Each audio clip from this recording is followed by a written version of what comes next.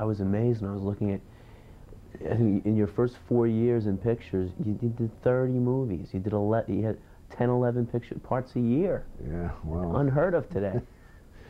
I was in 3 at once at one time under contract to Harry Cohn at Columbia.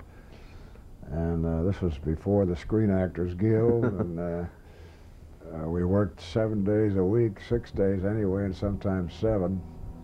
Sometimes shoot all night Saturday night until the leading lady fainted Sunday noon or something. Of course, even in those your first couple of years in Hollywood, you worked with some of the great directors, like John Ford and Airmail. Very exciting picture. Yeah. He was a real tough man, wasn't he? Was he a tough guy? Tough guy? Ford?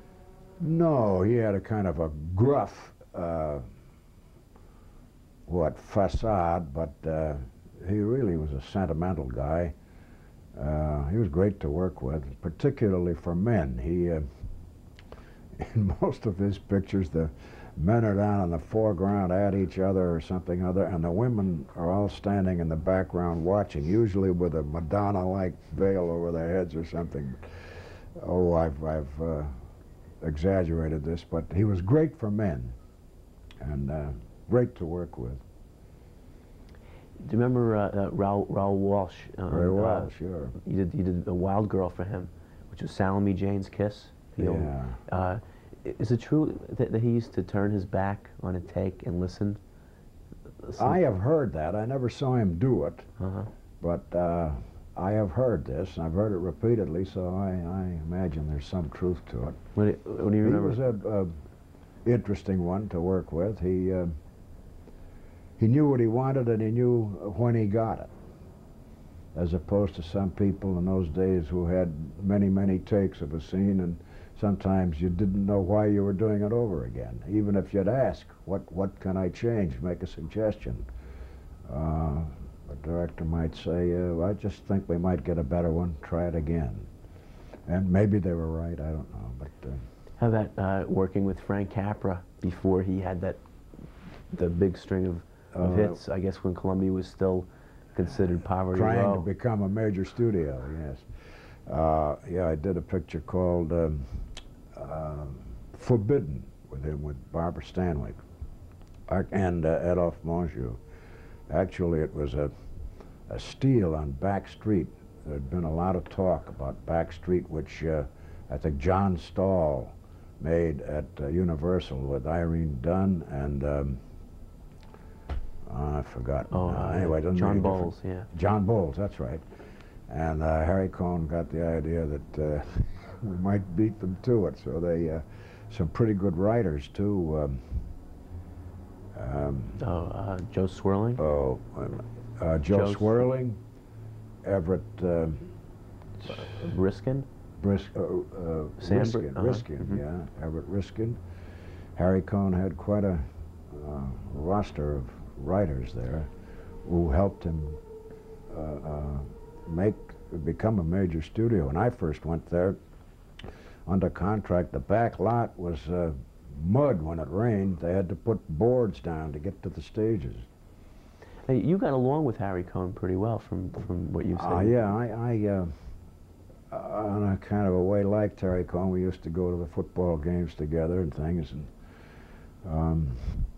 a lot of people didn't. They didn't understand him. He had, again, a very gruff exterior. And I quickly found out that if you gave back as good as he gave you, he'd laugh at you. I had a couple of experiences with him that might be amusing. This was before the Screen Actors Guild. Incidentally, I was one of the founders of the Screen Actors Guild and on the first board. As I say, we worked every day, and I was in 3 pictures at once while I was there under contract to him.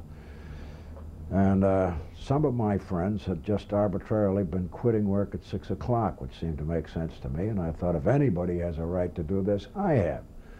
So I would tell the assistant director at 5 o'clock or so that I'd be going at 6 o'clock, so don't let the director get into a setup that includes me, because I won't be here after 6 o'clock. And this went on for a while, and Harry Cohn sent for me.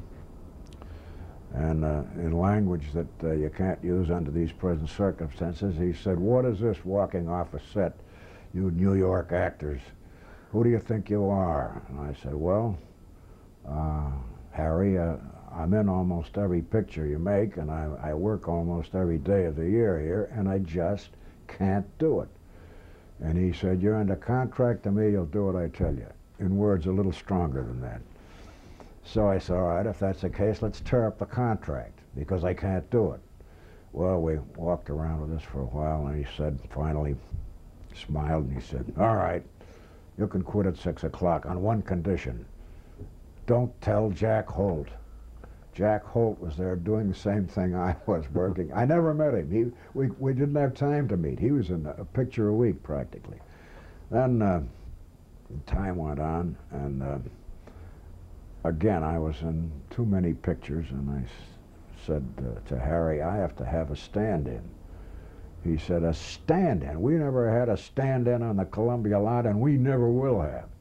And I said, "Well, I'll have to have one, or again, I won't be able to work. It's just standing in to be lighted, and then do the scene. Your energy's been sapped, standing under those hot lights, and they were much hotter then than they are today." And again, we fought it around in the same way as we did about the 6 o'clock thing, and finally he said, "All right, you can have a stand-in on one condition. Don't tell Jack Holt."